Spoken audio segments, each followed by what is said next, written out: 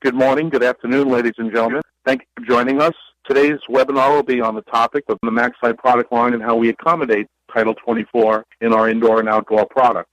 Our goal was to pull out of the Title 24 requirements the lighting requirements, specifically indoor and outdoor. We will schedule a residential Title 24 webinar in the future. Today we're going to focus on the commercial and industrial side. So without any further delays, topics today that we're going to cover are indoor Title 24, the basic highlights with examples, and a little bit about the MAXLITE Title 24 product line as it relates to the indoor Title 24 requirements, and then the outdoor requirements, a little bit about the MAXLITE outdoor product and how we meet the Title 24 requirements. We're going to share with you some other resources, including some web pages that MAXLITE built specifically for Title 24, including a complete product list that's downloadable and printable, and a frequently asked questions page dedicated just to Title 24, as well as some other information. Before we jump right into it, just a few points first, please, just to make sure that we are all on the same page and have a basic starting point for our understanding in Title 24. Compliance to a standard via performance and confirmed at a plan, check, and commissioning.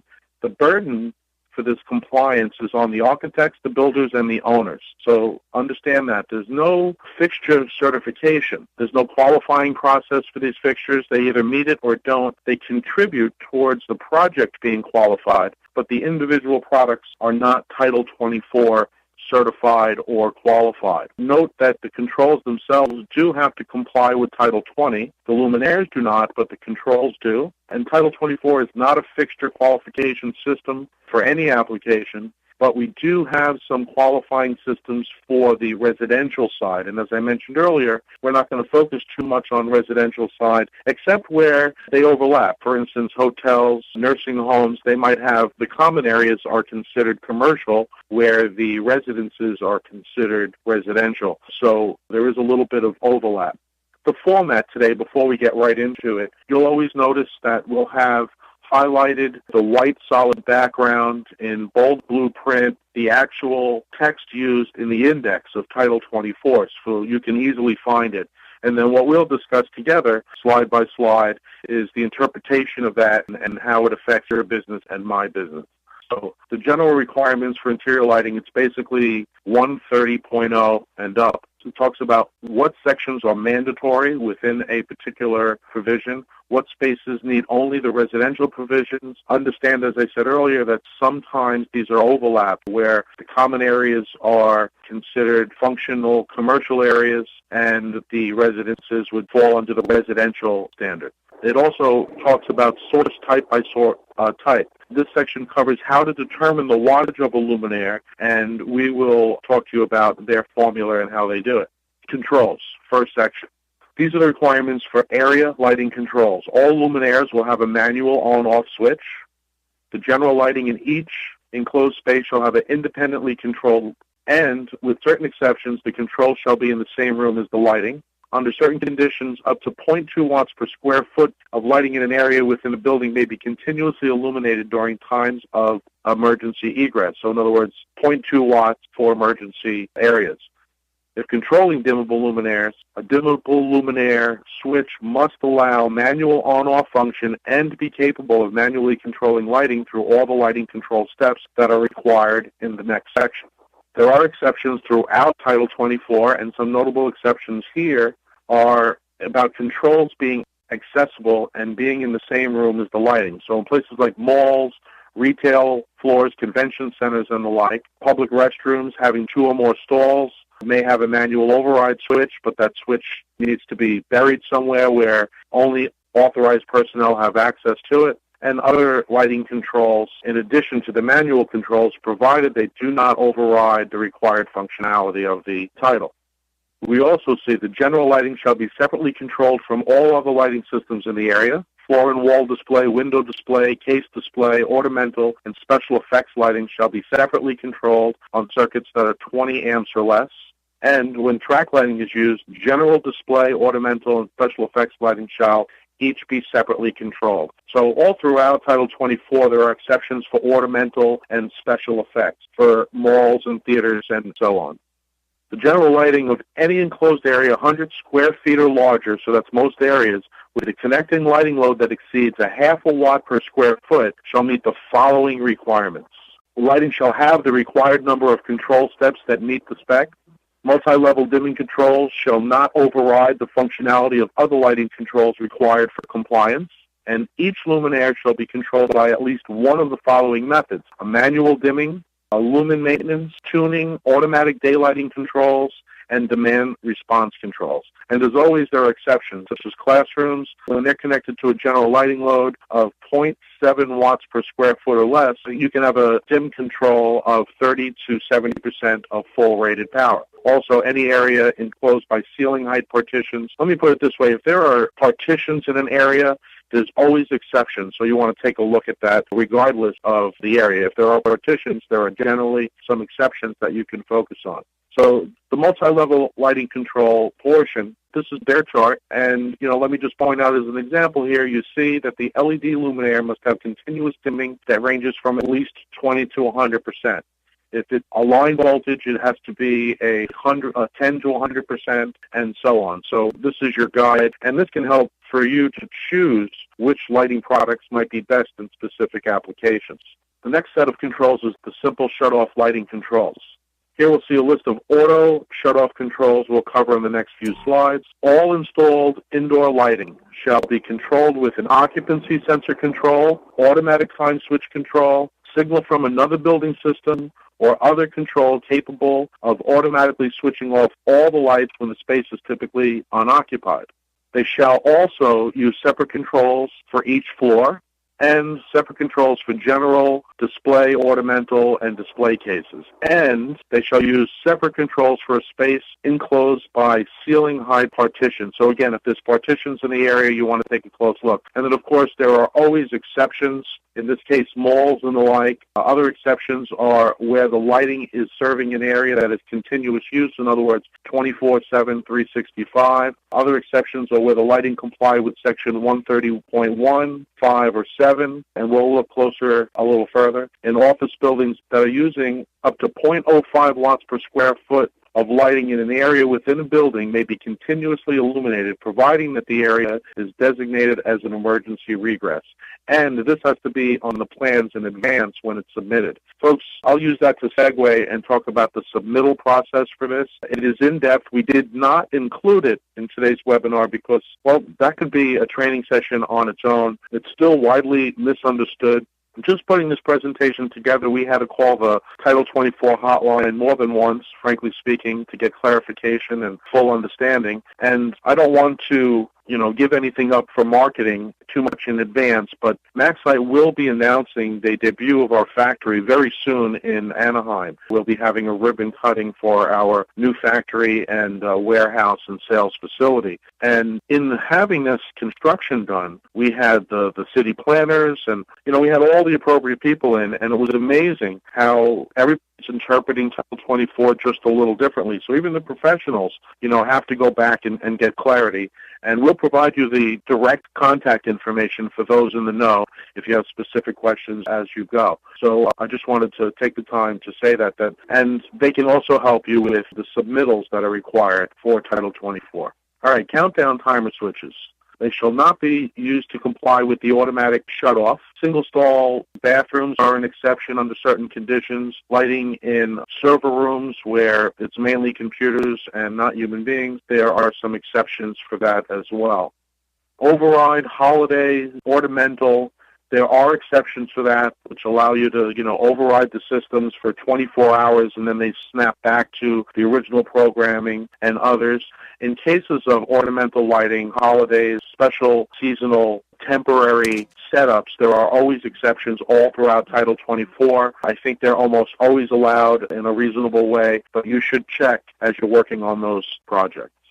All right, and a partial on-off requirement. The following are required in addition to Section 130 and above. In aisleways and open areas in warehouses, lighting shall be controlled with occupancy controls, automatic sensors of at least 50% when the areas are unoccupied. 100% obviously when it is occupied. In libraries where there's book stacks, of 10 feet or higher, there are special rules. And lighting installed in corridors and stairwells can be controlled by occupancy sensors that are separately reduce the lighting power in each space by at least 50%. So in other words, you can have a bi-level motion sensing system in your stairwells that go to 50% when there is no one in the area and pop up to 100% when motion is detected. And as always, hotel, motel, guest rooms, they should have captive key controls, occupancy sensing. More or less, the lighting and often other power loads have to be shut off before 30 minutes of the guest leaving the room. And as always, there are exceptions there as well.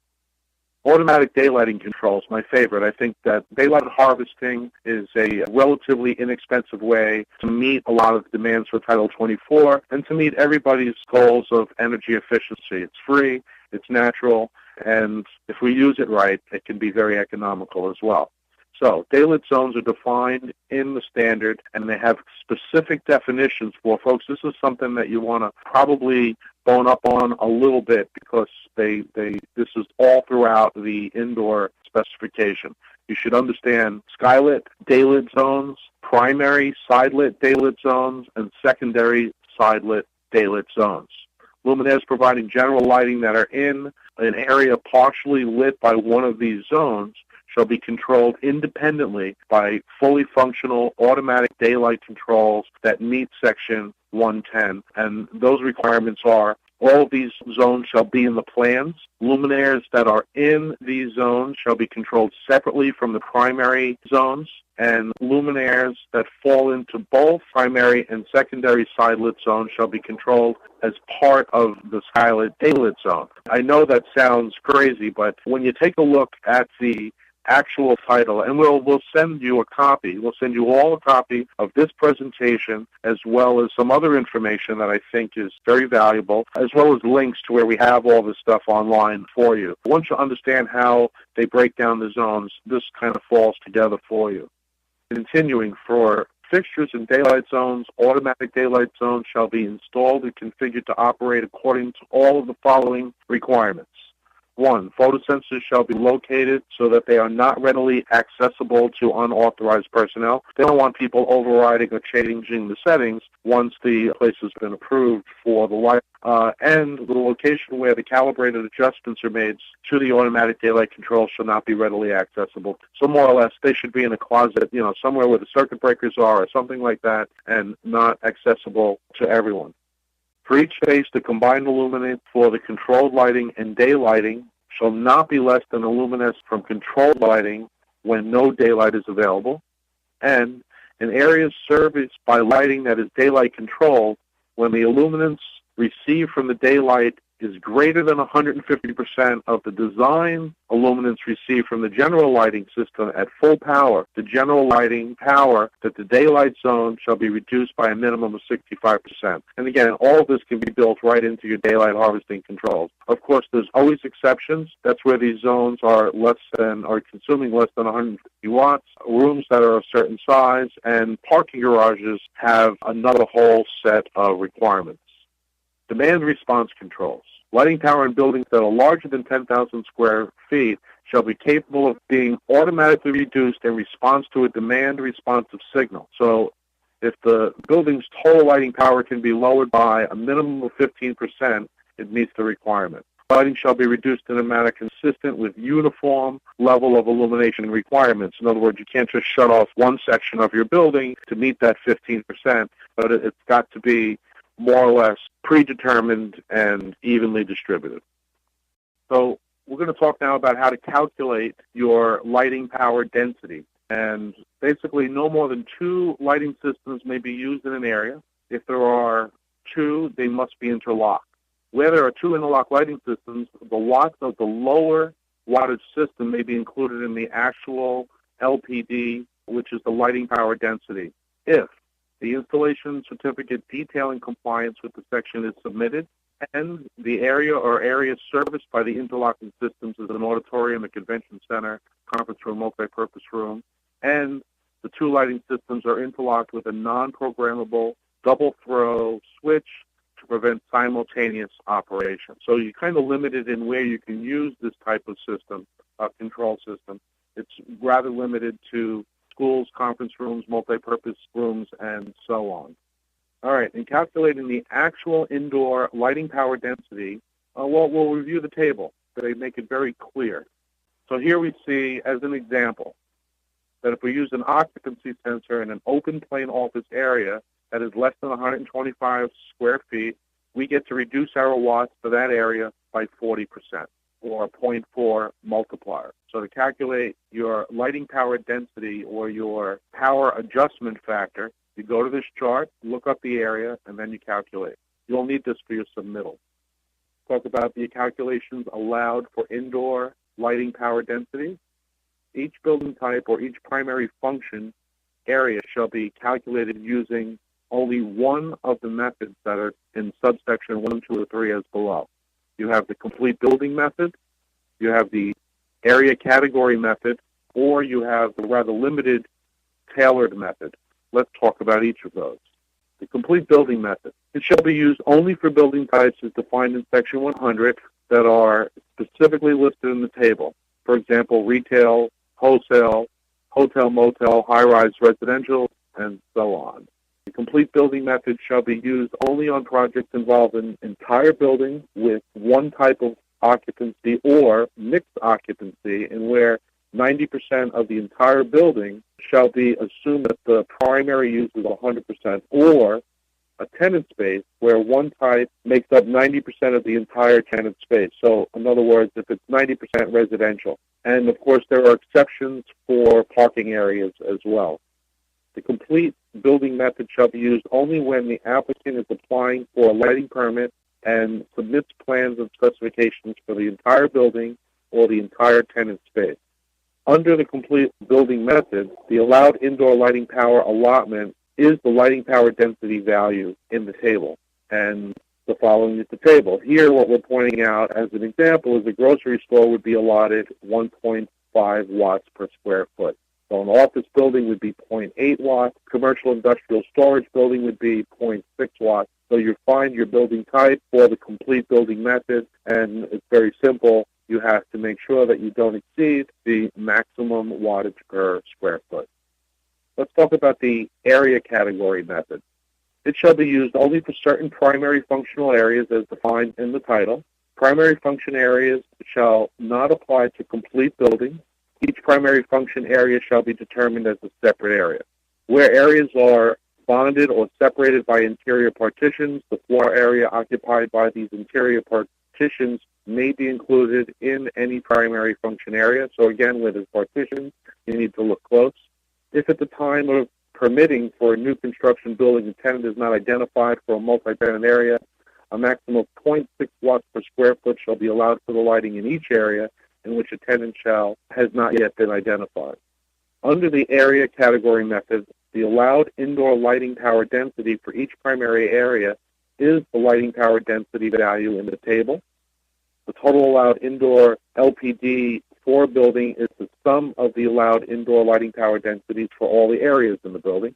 And in addition to the allowed indoor LPD calculated, the building may add additional lighting power allowances for specialized task work. And again, ornamental, seasonal, decorative, and so on. And here we see at the top of the table showing the LPDs allowed under the category method. As an example, see that a reading area in a library be allowed 1.2 watts per square foot. A corridor, restroom, that would be allowed 0.75. Museums can be 2, and with daylight application zone, 0.6. So refer to this chart. It's really a guide for you and mandatory. Let's talk about the tailored method. The tailored method is the most complicated since it's really based on the IES rules. Lighting allowances depending on the IES&A illumination task, the room cavity ratio, or the RCR, of the space, and for the display lighting, the throw distance, and so on. The tailored method is the most commonly used for retail lighting. In this case, the separate lighting allowances produce the general illuminance, wall displays, feature displays, and so on. Here's a list of those areas and the allowed ornamental special effect lumens per watt allowed. Again, these charts are waiting areas, which you'll find pretty common, lobby areas, convention centers, auditoriums. We all work on these areas, so we will have to have these charts pretty handy. Let's talk automatic daylight controls in secondary daylit zones. And then for our last section, indoor lighting, all luminaires providing general lighting or is in or partially in a secondary side-lit zone and that is not a primary side-lit zone shall be controlled independently with all of the luminaires by automatic daylighting controls and be controlled in accordance with appliance requirements. And all secondary side-lit daylit zones shall be shown on the plan submitted to the enforcing agency. So again, it has to be submitted in advance. Let's just take a few minutes to talk about some of the MAXLITE products that meet the Title 24 requirements and along with the right controls can be used widely throughout Title 24. The first is our recessed Troffer retrofit kit. This is no ordinary convert fluorescent to LED retrofit kit. Notice the Title 24 logo just below the DLC logo.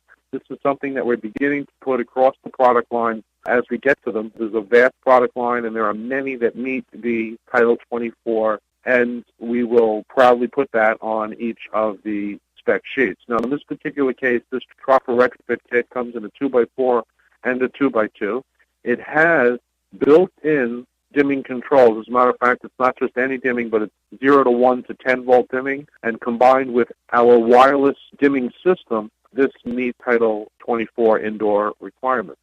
For new construction, where we're looking to put in new panels, we have our ArcMax, which looks like a indirect fluorescent fixture, but actually is a LED direct.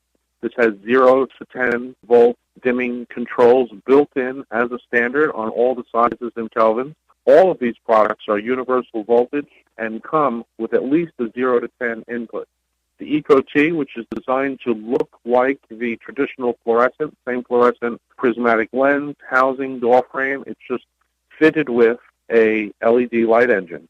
And you're not sacrificing anything as this has the universal voltage driver and a 0 to 10 volt control built in. The Micro-T lay-in for your new construction, where aesthetics is important and where high efficiency is important, the Micro-T lay-in is one of the most efficient products in the market and in our line. And for new construction, in most cases, we require less overall fixtures and still meet the Title 24 requirements.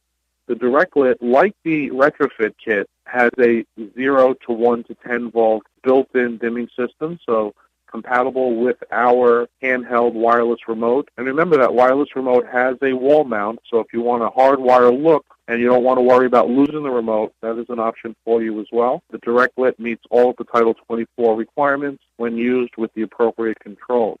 For your stairwells and other areas, combine the standard MAXLITE wrap fixture with the dimming option, and we can marry that with a motion sensor so that you have your high, low, bi-level motion sensing requirements met. So order the wrap with the dimming ballast and motion sensor, and you meet the requirements for Title 24 for those stairwells and other areas.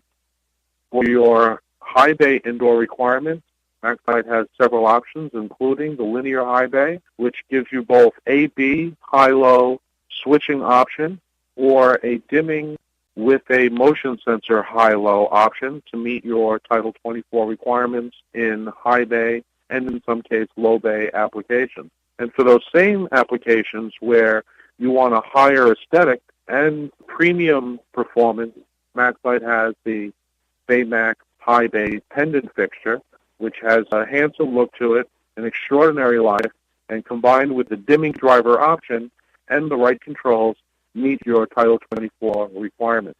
This product also works well for outdoor high bay and other outdoor applications as well, as it is a IP65 rating. Additionally, for your indoor Title 24 requirements, MAXLITE has new construction, remodel, and dimmable retrofits for your existing high bay applications. These products are universal voltage 120 through 277, but in 120 volt applications, they are dimmable and meet the Title 24 requirements. Let's jump over to the outdoor lighting controls and equipment. All outdoor incandescent luminaires rated over 100 watts, determined in accordance with the section, shall be controlled by a motion sensor. Pretty straightforward, pretty simple. All outdoor luminaires rated for use with lamps greater than 150 watts shall comply with certain bug rating requirements, bugs being backlight, uplight, and glare. Let's take a look at those requirements. We see here the Title 24 definitions of lighting zones used for the backlight, uplight, and glare rating. Note that the same property could end up being in more than one designated area. So you might have something backed up where you have residences and public spaces on the same property, and they would be rated and zoned accordingly. I'm going to talk about the outdoor lighting controls. Basically, there are rules for 24 feet and below versus 24 feet and above. We're going to talk about what they call part night control, and then, as always, there are ornamental lighting exceptions and requirements. Outdoor lighting controls shall be installed that meet the following requirements as applicable. All installed outdoor lighting shall be controlled by a photo control or outdoor astronomical time switch control that automatically turn off the outdoor lighting when the daylight is available. Pretty simple. All installed outdoor lighting shall be circuited and independently controlled from other electrical loads by an automatic schedule control. That requires some changes in some places. All installed outdoor lighting where the bottom of the luminaire is mounted 24 feet or less above the ground shall be controlled with automatic lighting controls based on vacancy sensing. So we're adding motion control to these luminaires where heretofore had been generally limited to photo controls. And there are similar requirements for lighting of sales areas and certain ornamental lighting such as building facades, hardscapes, outdoor dining lighting, and the like. The standard covers the requirement for certification and acceptance and installation of lighting equipment being submitted to the enforcement agency. We're not going to get into the actual forms and the like, but it does speak to that in this section. Some of the products that meet the outdoor, I'm going to start here with the area light. The area light is the first product that we're debuting with what we call the MS4, which is a motion/daylight sensor to meet the Title 24 requirement. These products are universal voltage. They will have a control that allows bi-level or high-low motion sensing, as well as complete turn-off through a built-in photo control simultaneously. For our Title 24 customers, you are going to be looking for that MS4 option. Wall packs with similar controls as the MS4 are applicable for Title 24, as they're also full cutoff, which is part of the requirement. The Merak Roadway, also used widely in area lights. Remember, there's different rules for 150 watts and above versus up to 150 watts. So standard off-the-shelf Merak works in some applications. The optional MS4 would work in other applications. Your vapor-tight fixtures that we have a motion sensor option, and combined with a dimming driver meets the Title 24 requirement. And the floodlight series. Now, the floodlight series at MAXLITE, the 70, 100, 140 watt, some of you already know this, is actually the same as the area light series, the 70, 100, 140 watt. They're submitted separately to the test laboratories because they meet different categories of lighting. One is area, one is flood, and that is determined by whether we ship the straight arm with the area light or the 10-on knuckle with the floodlight. So the same MS4 controls will be available also for the MAXLITE Large Floodlight series. As I mentioned earlier, we will be sending you a link to where you will find some additional information on Title 24. The full Title 24 indoor, the full Title 24 outdoor are both links that you'll have access to. Additionally, there was a great IES meeting in the Southern California chapter, and it was just, let's face it, the Title 24 is heavily about controls, and this presentation done in the Southern California chapter of the IES was done by the controls, or some of the controls people, and I think they did a great job. I recommend you take a look at that presentation and then, of course, the California Energy Commission Title 24 website, which has a lot of useful information. I want to share with you something that MAXLITE has done to make your searching for the right product easier. We have just developed, it was just debuted yesterday in time for today's meeting, and will continue to grow. It's a Title 24 link. It's maxlite.com/Title24, or click on it off of the home page at maxlite.com, and it's a full listing of all of the MAXLITE products that contribute towards your Title 24 project. Additionally, MAXLITE has debuted now a Title 24 frequently asked questions with answers. These answers come from, direct from the Title 24 people, mainly from our product managers and engineers. It is a growing resource. There are questions there that I would not have even thought to ask, and please use it as a resource for yourself. And as promised, included in this presentation, and again, you will get a copy of this presentation in your email, along with the other things that I have committed to. And included in that is the hotline for Title 24 website and their working hours. Folks, I want to remind you that you will find very interesting information at university.maxlite.com. The links that I told you we will send to you can be found at the Other Lighting and Technology Resources section. We have a true university. It's true in the sense that it's a real education and that it's free, although it is not a certified education. If you want to bring somebody up who formerly had focused on wire and cable and now they need to get into the lighting business, let them earn their lighting degree. It's not commercial. It's a real education. They will be able to hold their head high in lighting circles if they get through all three courses. I want to remind you that MAXLITE will help you to do the paperwork and whatever it takes to get the rebate money for your projects and your products that are eligible for rebates in your territory. Joe Pater and his team work with utilities across the country to let them work for you as well. Thank you so much for your time and attention, folks. You will get a copy of this shortly. Have a great rest of the day and a great weekend.